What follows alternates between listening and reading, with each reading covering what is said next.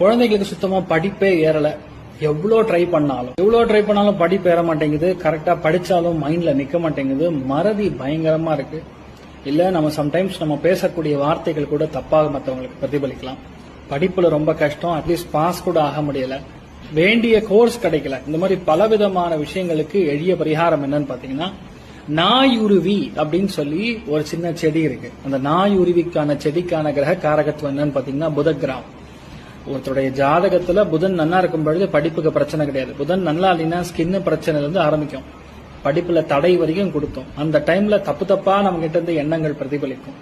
நிறைய பேருக்கு இந்த பிரச்சனை வந்துருக்கும். சிம்பிள் பரிகாரம், டெய்லி மாலையும் இப்ப நீங்க பாத்தீங்கன்னா பழைய காலத்துல வேப்பங்குச்சி வச்சு பல் தேய்ப்பாங்க. அந்த மாதிரி அந்த குழந்தைகளுக்கு மட்டும் நீங்க டூத் பேஸ்ட் போட்டு பல் தேய்க்கிறீங்களோ இல்லையோ, பேஸ்ட போட்டு நாயுருவியோட குச்சி ஒன்னு எடுத்துக்கணும். அதை வச்சு பல் தேய்க்கும் பொழுது நல்ல படிப்பு வரும், பெரிய சக்சஸ் கொடுக்கும்.